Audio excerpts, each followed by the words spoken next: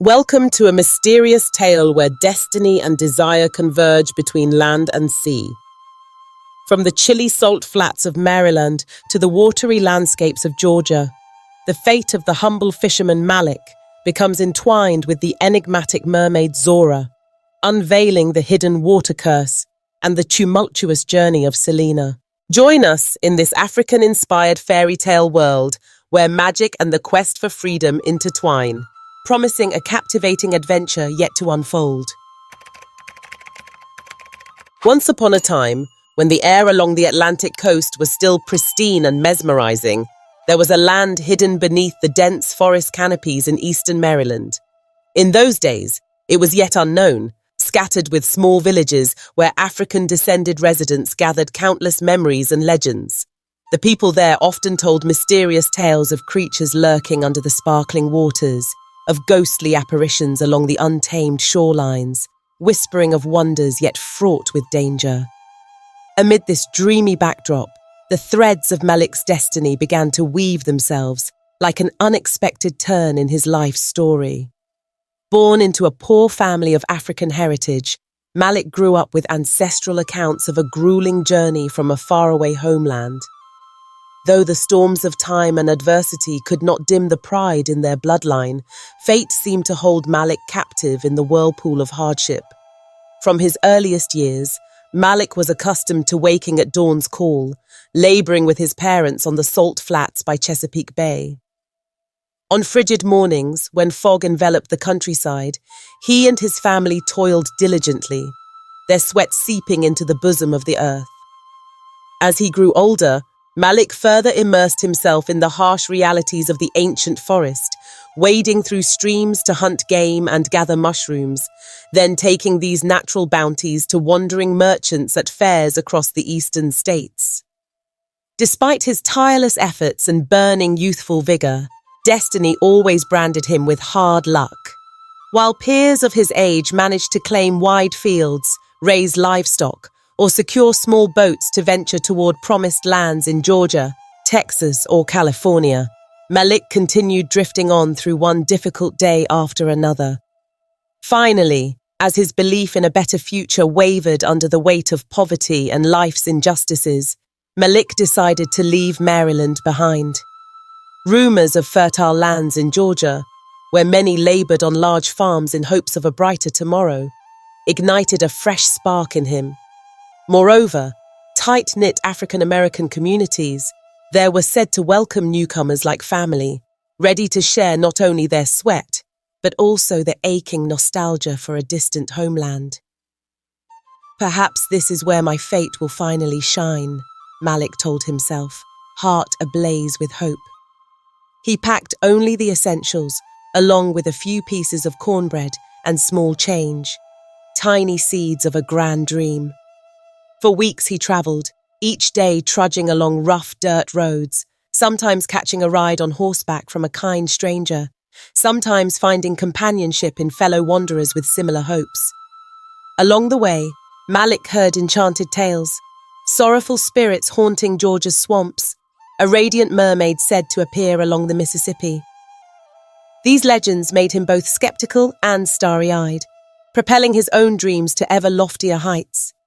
Images of the American South spread before him in hues both poetic and contradictory, cotton fields gleaming under the sun, yet soaked in the sweat of back-breaking labor, sprawling plantations that still bore the suffocating imprint of racial discrimination.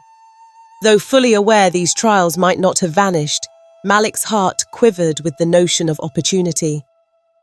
No one wants to remain imprisoned by poverty, he told himself, determined to seize any chance at a better life. Then, destiny set forth a meeting he would never forget. At a moment of hushed stillness on the road, beneath a sky brimming with stars, Malik encountered Zora, a woman of mysterious, captivating beauty, like a lone blossom adrift in the dark. Her eyes shimmered like distant constellations, making his heart tremble to the rhythm of an unearthly fate. From that instant, strange, magical strands began to entwine themselves into his life. From bleak poverty, Malik found himself upon the threshold of wealth, only to be ensnared by a curse beyond even his wildest imaginings. It was during those days that Malik, the impoverished youth from Maryland, ceaselessly yearned for a route to prosperity. Word travelled that along the Savannah River, fishers and farmers congregated at riverside markets to trade countless goods: fish, shrimp, rice, produce. Brimming with a last shred of hope, Malik set foot in Savannah, hoping to test his luck with the fishing crews at the river's mouth. He believed with all his heart that perhaps the briny waters there might grant him the chance to change his fortune. But in the beginning, the rain of wishes never fell upon Malik's life. For 10 endless hours a day, crouched on a battered boat, he stared at his net, tossed about by the waves to no avail, until at last he'd catch only a few pitiful fish. His reward was meagre, his meals frugal. Now and then he questioned if the journey had been worth it, Georgia or Maryland. It all felt the same. His disillusionment gnawed at him, gradually eroding every spark of faith in tomorrow.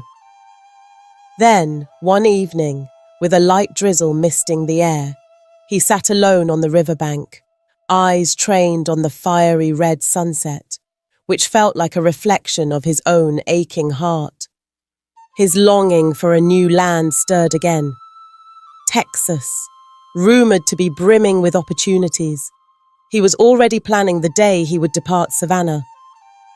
Suddenly, a gentle voice cut through the wind.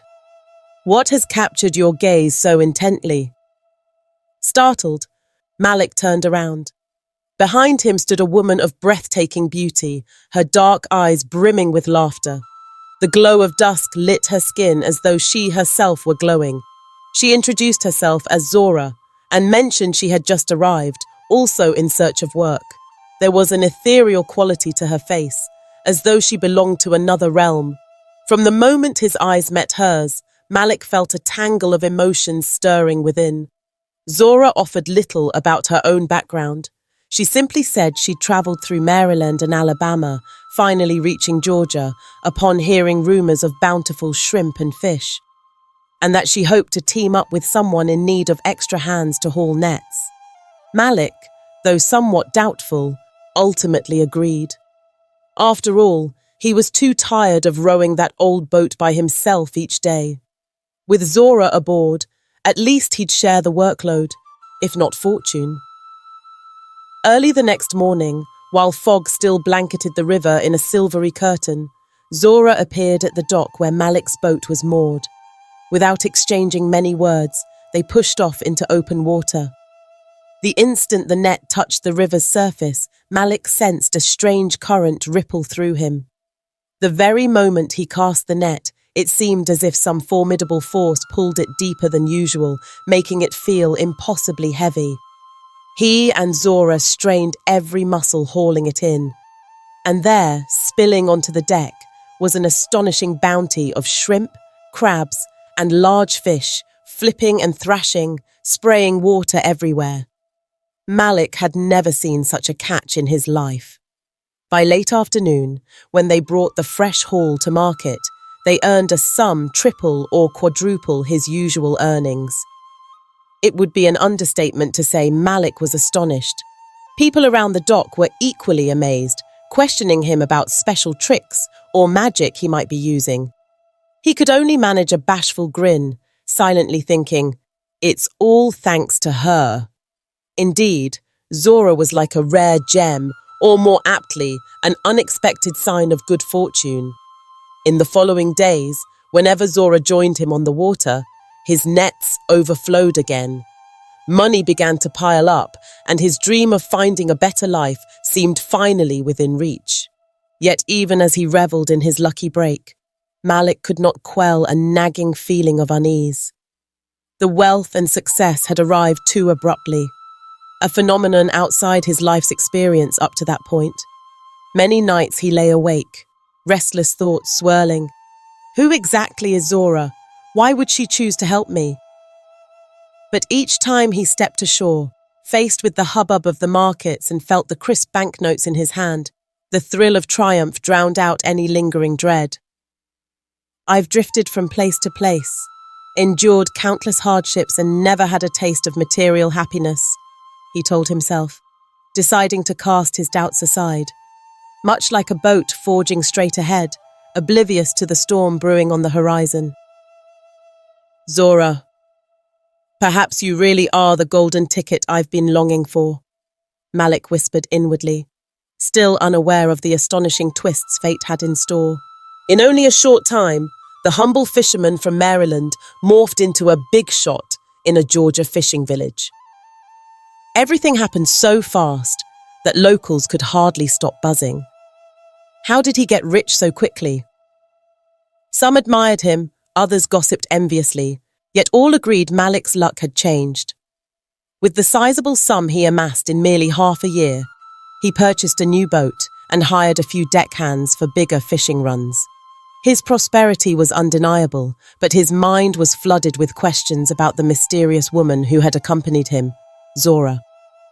Since Zora's appearance, Malik's catches had been remarkably abundant. However, she almost never touched the water herself. Even when the waves came crashing, she tried to stay clear of the spray, going to great lengths to avoid being splashed. On one occasion, Malik happened upon her quietly sitting at the boat's edge, gazing intently into the water, humming a haunting tune that mingled with the night breeze. The sound was so eerie and hypnotic that it sent tremors through his heart. In a sudden burst of courage, Malik asked, "Zora, don't you ever swim in the river? How do you feel about fishing if you're afraid of water?" She replied with a sad smile, her eyes luminous. I'm not used to being down there. Don't worry about it." That vague answer only stoked Malik's suspicions. A fisher who feared water? But when he saw her gentle sincerity and sorrowful gaze, his own heart softened again. He reminded himself, "I owe her so much. All this fortune began with her help." Perhaps Zora carried some painful, unspoken past she preferred not to revisit. Then came the day fate struck with brutal force. Under a sky of flawless blue and tranquil river currents, Zora accidentally slipped and plunged into the chilly depths. Without thinking, Malik dove in. Though the current pulled fiercely, it didn't take long for him to grab her arm. She was coughing and sputtering, and in that dark underwater moment, Malik witnessed a terrifying sight. From her waist down, Zora's body had transformed into a shimmering fish's tail, gleaming faintly in the murky light. He froze, paralyzed by shock. Before he could speak, Zora, trembling with panic, struggled free, and in the blink of an eye, the tail vanished, leaving her human form intact. Both of them scrambled onto the boat, hearts pounding, bodies quivering, their eyes locked in stunned silence. Never had Malik imagined that something from old folklore, a mermaid, would reveal itself so vividly before him. Still drenched, Zora lowered her head and spoke in a broken voice. "I am a mermaid. I fled the sea in hopes of living like a human. I never told anyone. Now you know my secret." At that confession, Malik found himself torn between two worlds. Reality and fantasy. Every stroke of luck he had recently enjoyed was clearly not random chance. His emotions tangled, wonder, fear, yearning, and dread. Zora was both a marvelous secret and the priceless good fortune he'd sought all his life. He realized he could not let her go, not this woman or creature who had so drastically altered his existence. But he was also overwhelmed by uncertainties. What will become of me if I choose to be with a mermaid?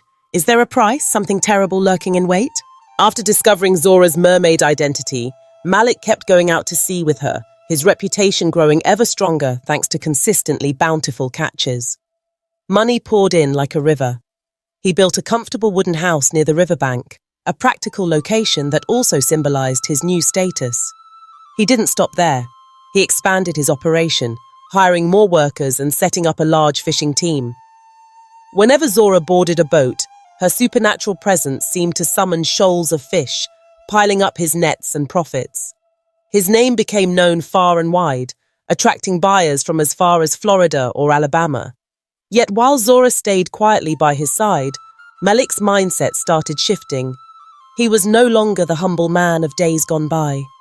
Wealth had lit a blaze of vanity in his heart. Gradually, his modest wooden home grew into a sprawling compound, with storage sheds, barracks for laborers, and constant comings and goings akin to a bustling kingdom. People revered him, dubbing him the Fish King. The title, though flattering, fueled the greed simmering under his skin. Only Zora maintained her calm disposition, gently reminding him that money and status weren't life's ultimate measures. Her counsel slipped through his ears like a faint breeze, drowned by his hunger for possession and control. A sudden calamity, like a hidden storm from a distant horizon, arrived in the form of ceaseless torrential rains lasting over 3 weeks. The winds toppled trees, the river rose to unprecedented levels, and boats were tossed about as though they were nothing but drifting kindling. Fields of rice along the riverbanks vanished under floodwaters. The entire region bemoaned its fate. Many boat owners were ruined and had to sell what little they had left. Malik was no exception. He had poured his savings into constructing new wooden vessels, only to see them reduced to bare frames by the storms. He funneled his remaining funds into repairs and wages for his workers, desperate to keep afloat once the storm finally ended. But when clear skies returned, a harsher problem emerged. For reasons no one could explain, the fish and shrimp disappeared from that stretch of the river. Every fishing trip returned empty nets. Malik tried to reassure his people, urging them to wait a bit longer for the schools of fish to return. Time passed, yet the waters remained barren. Mounting expenses gnawed at him day and night, and his nest egg dwindled. Utter despair and anxiety eroded Malik's composure. Now he turned to Zora as his only lifeline, begging her to invoke her powers to bring the fish back. Despite witnessing Malik's plight, Zora only shook her head, explaining that all depended on nature's equilibrium, which she could not override. Driven by terror at his looming loss, Malik exploded with anger. All his resentment, hidden behind a veneer of gratitude, flared up like wildfire, leaving no trace of the man she once knew. His words dripped bitterness and accusation, blaming Zora for their misery. Greed, deeply buried until now, raged with unstoppable force, robbing Malik of reason. Seeing Zora dumbfounded and silent, Malik's frustration soared. A sinister thought flashed through his mind. He must not lose his sole resource of good fortune. Instead of listening to her warnings or thinking carefully, he hatched a dark plan, vowing he would never let everything slip away, even if it meant sacrificing anything. Beneath the river's surface, hidden currents seemed to stir ominously, heralding the horrors to come.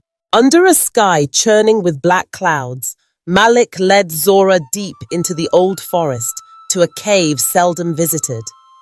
Inside, water dripped from clammy stone walls, and a massive tree grew from a crack in the rock, like a silent witness to the cruel deeds about to unfold.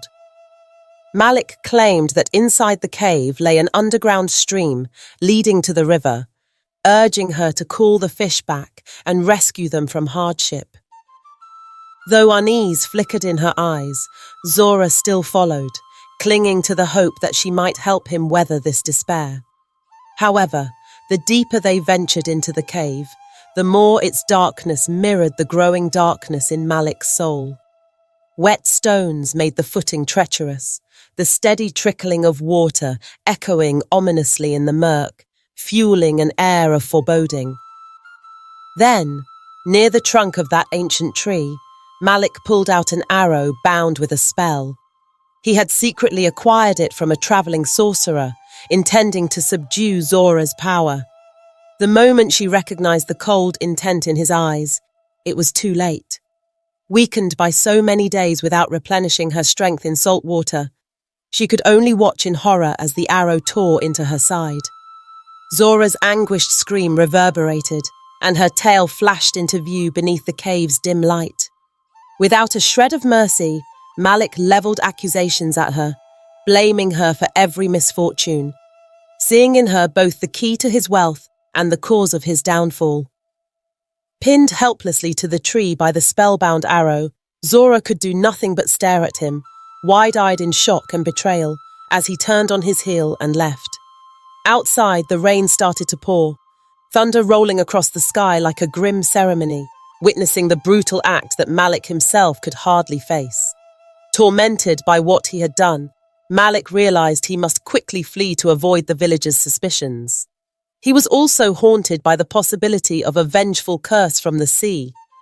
Hurriedly, he gathered whatever remained of his wealth, and under cover of night, he abandoned Georgia, taking with him his 3-year-old daughter Selina, born of a short-lived marriage with a local woman. The wife had passed away from illness. In silence, father and child slipped away.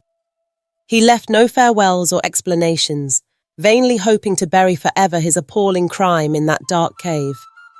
Yet the storm lingered not just in the clouds but within Malik's own being, etched into his soul. Behind the meagre assets he clung to, the haunting image of Zora with her shimmering tail, forever pinned to a lonely tree trunk, loomed in his nightmares. Having fled Georgia, he now had to rebuild his life from scratch. But the shadows of his past would never truly release him, ever poised to re-emerge as a curse or the sea's fury. After those horrifying events, Malik travelled westward with little Selina, heading for the southwest, where many African Americans likewise journeyed in search of livelihood. But their days on foreign soil would be no kinder than before. The route to Texas was lined with exhaustion and dread. By now, Malik harbored no faith in luck or human goodness. He took on any grueling labor at the ranches around Houston to earn enough for food and a roof over their heads, though it was barely more than a shack. The once prosperous Fish King was reduced to a tired face and a gloomy stare. Yet above all, he was determined to teach Selina resilience, convinced the world was brimming with dangers. As she grew, she dutifully complied, although she constantly wondered about her father's tightly guarded past. Some nights, she overheard him moaning in his sleep, "Zora, forgive me," a cryptic plea that sounded like a late confession. Years slipped by, offering Malik no new break. Dissatisfied with backbreaking labor, he pushed on with Selina toward California, lured by rumors of opportunities in the coastal cities.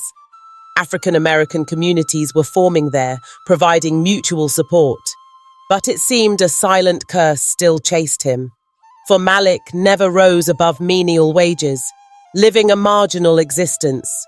Local whispers claimed he was doomed by some curse, as though a door of fate had slammed shut, never to reopen. Selina reached adolescence while Malik withered day by day. His health rapidly declined, eaten away by remorse and fear. Eventually, a severe illness claimed his life. In his final moments, he could only gasp, "Never rely on anyone, especially those beneath the water." Then he slumped over, carrying all the answers to the grave. 18-year-old Selina, reeling from her father's death and his cryptic parting words, was left with a flood of questions. Who was the mysterious woman in his dreams? Why had he never spoken of her? What was the true source of his unrelenting fear, of this water-dwelling threat he had warned her to avoid? Raised with suspicion but also fortitude, Selina resolved to do what her father would never: return east, searching for the truth hidden behind the dark veil of his life. Packing her few belongings and the small savings she had scraped together, she set off on a journey loaded with uncertainty. She knew it would lead her through unknown roads, alien faces, and a decades-old secret that lurked like a spectre in the shadows. Scared but determined, Selina pressed on, her heart pounding in anticipation. What had become of Georgia, the dismal land of her birth? What would she uncover about the mermaid legend and her father's connection to it? In her chest, her pulse pounded with foreboding, yet her footsteps did not falter. She sensed that only by returning to her roots could she unearth the answers to the silent tears haunting her childhood and break free of the invisible curse dogging her family. After a grueling journey from California back to the east, Selena reached the swampy forests of Georgia where her father had once lived, desperately hoping to unravel the riddle of this water curse that had tormented him. Though parts of Georgia still boasted eerie marshes and ancient woodland, a new energy pervaded the region. Trade bustled, with more people around, merchants and fishers crowding the docks along the river. Amid the clamour, Selena quietly asked around about Malik's past. Before she got far, however, the village guards intercepted her at the gate, announcing that she must appear before the Grand Shaman, a figure whose authority both awed and intimidated everyone in the settlement. The shaman resided in a damp wooden hut, hidden behind rows of thatched dwellings. In front stood carved pillars bearing ancient symbols of spiritual power, suggesting that mystical beliefs had long taken root in this place. The guards led Selena down a pitch-black corridor into a cramped room. There, an old man with a snow-white beard sat cross-legged, his eyes clouded, but reflecting a lifetime of turmoil. The hush was absolute, broken only by the faint whistle of the wind slipping through the cracks. He calmly explained that the region lay under a dreadful curse. Crops were failing, fish and shrimp had vanished, and hardship consumed the locals. A traditional practice demanded that outsiders who set foot here must perform a ritual to cleanse the land by offering a sacred animal. Legend said that only someone carrying a distant blood mark could possibly hunt the elusive white antelope of the forest. Failing to deliver that white antelope within 3 days would mean forfeiting one's life. Selena was horrified. She had come seeking clues about her father's past, not to fulfill some grim ritual. Yet the villagers spoke in all seriousness, leaving no doubt. Many strangers had attempted this task before, and all had perished in the wilderness. The people believed they had no choice but to appease the gods with a ritual offering, or more disasters would befall them. Overwhelmed by a mix of dread and suspicion, the distant blood mark might be tied to her father and to the old curse from the sea. Selena realized there was no escape. If she fled, the guards would hunt her down. If she begged, the villagers would turn a deaf ear. In the end, she solemnly accepted the challenge, granted only 3 short days. That night, in a light drizzle of rain, she pulled on a coarse hunting outfit provided by the village, took up an old rifle and a small dagger, and slipped into the wooded darkness. She wore a thick cloth over her shoulders to ward off the cold nights. Her mind spun with unanswerable questions. Why is my destiny bound to this place? What had my father concealed all these years? Under the one crescent moon, Selena trudged deeper into Georgia's haunted wilderness.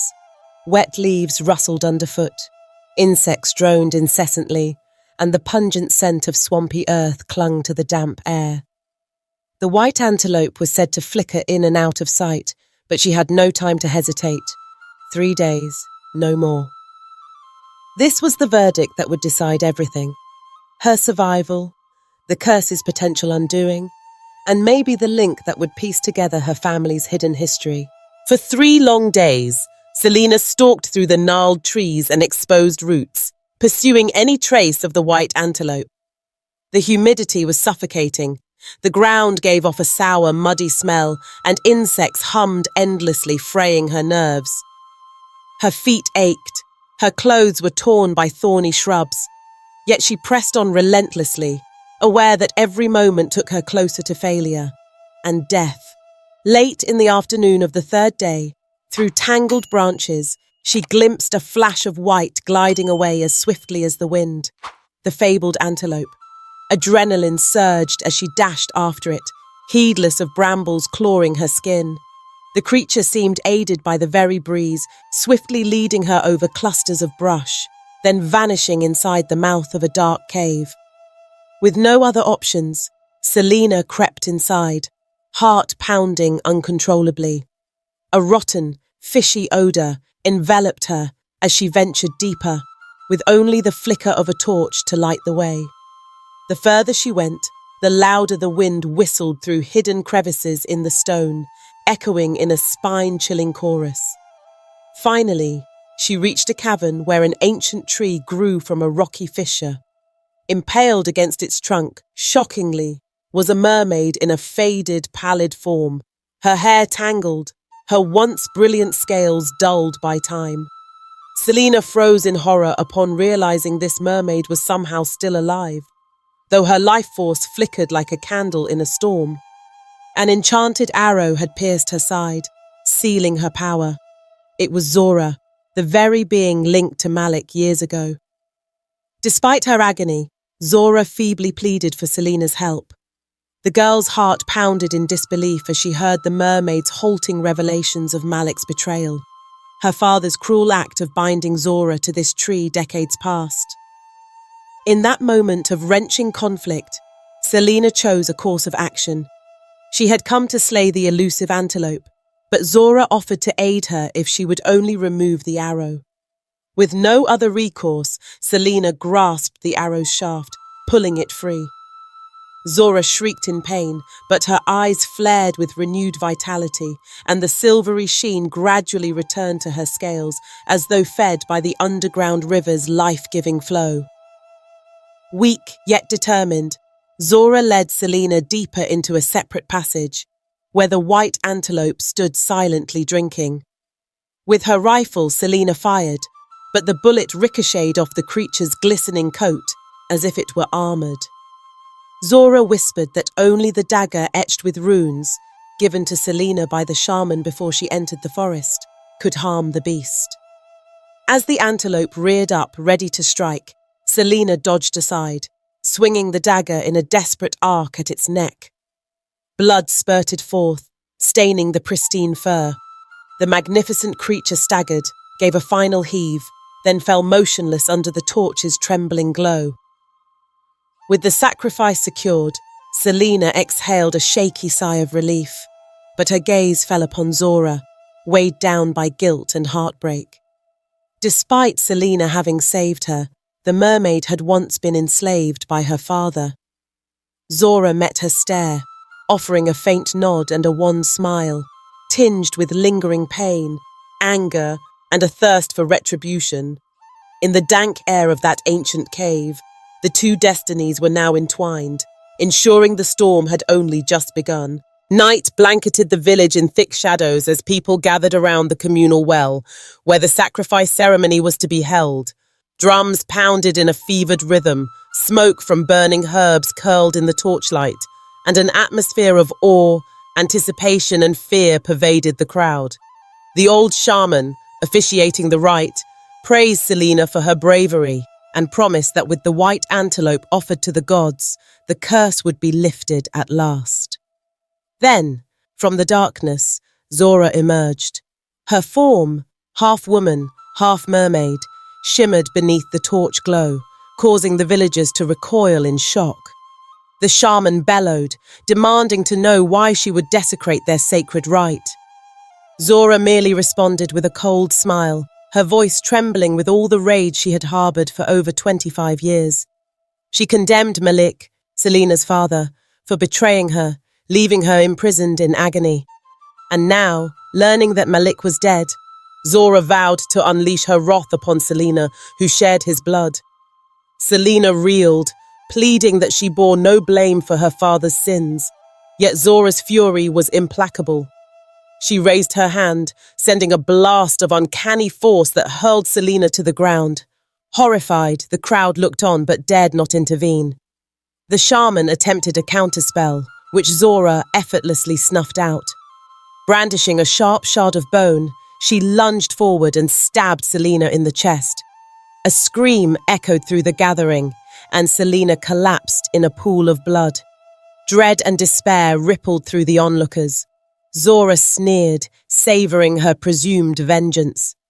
The metallic tang of blood filled the air, mingling with silent weeping. But in that very instant, Selena's body glowed with a strange bluish light. The wound on her chest hissed and began to close. An iridescent fishtail slowly emerged, replacing her legs. Stunned, Zora staggered back. She had never suspected that Selena carried mermaid blood, an inheritance from the bond Malik and Zora once shared. At the brink of death, this ancient oceanic power awoke within Selena, pulling her back from the void. Her eyes fluttered open, pupils shining in a vivid aquatic hue. A current of primordial magic coursed through her veins, dissolving the bone shard lodged in her chest. With a furious cry, Selena unleashed a blast of sea-green energy from her hands. Zora was helpless before it, struck down with incredible force.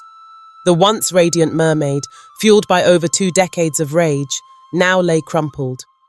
As her last breath left her, Zora's body dissolved into sparkling droplets, merging with the damp night air. The blood of the white antelope still stained the stones around the well, yet above them, the sky had begun to clear. Birds chirped, as if proclaiming a new dawn, a sign that the curse strangling the land had finally lifted.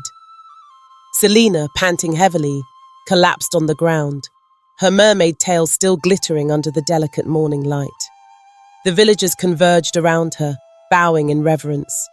The old shaman knelt, calling her the goddess of the swamp, uncertain whether she was human or mermaid. No one could say what lay ahead. She was no longer wholly human, yet neither fully of the sea. And so an ancient curse was broken, only to birth a new destiny. Here the story draws to a close, leaving the audience with tingling suspense over the future of the newly emerged mermaid goddess, bearing the ocean's might and the buried sorrows of past generations. Countless questions remain, hinting at a sequel brimming with revelations yet to come. If you've enjoyed our weaving of African folklore, mermaid myths, and historical American settings, please subscribe to our channel, turn on notifications, and share this story with friends, especially if you're living in the United States. Your support is the driving force behind our efforts to explore even more thrilling legends.